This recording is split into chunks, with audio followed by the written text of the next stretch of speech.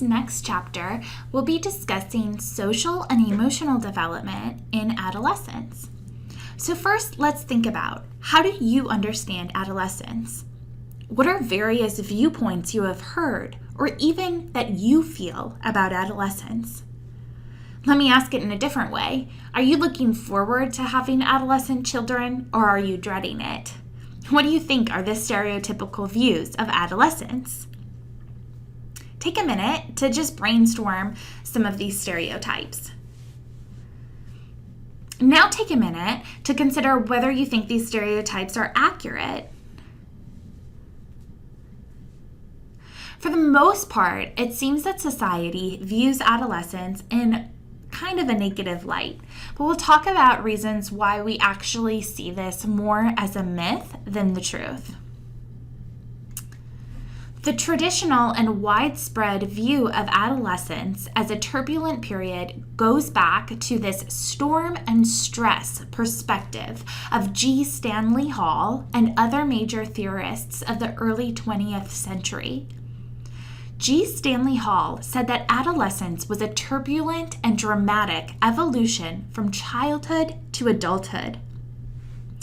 Even if we go all the way back to Aristotle said youth are heated by nature as drunken men by wine.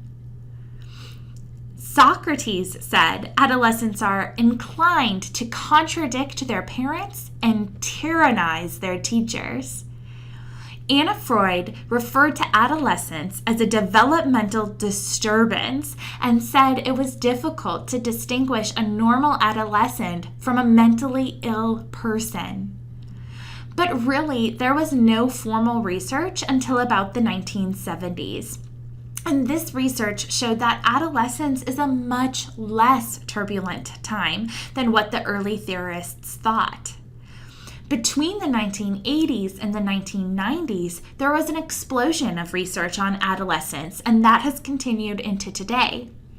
Most developmental research has shown that while certain less than desirable behaviors do increase in frequency, like eating disorders, depression, suicide, and law breaking, most adolescents navigate this transition fairly well. And adolescence is a much less stormy time than once was thought.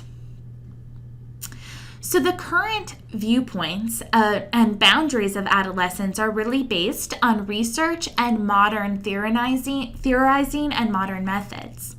Modern research shows that the overall rate of serious psychological disturbance really rises only slightly from childhood to adolescence, although certain problems occur more often than earlier. We also know through research that biological, psychological, and social forces combine to influence adolescent development. Think about the biopsychosocial model. So research shows us that most adolescents actually love their parents. They feel loved by their parents and appreciated and wanted by them.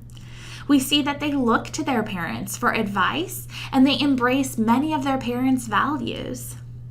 Really, only 25% of parent-child conflicts are more serious and can lead to behavior problems. And this is going to be more common when adolescents cannot well regulate their emotions. Now, we've spent time talking about emotional regulation, and what we know is that this really starts, the practicing of emotional regulation really starts much earlier than this, like even into early childhood this starts. So those more serious parent-child conflicts can typically be traced back to earlier times. So this idea that when you're in adolescence, you hate your parents and your parents hate you is really more of a myth than reality.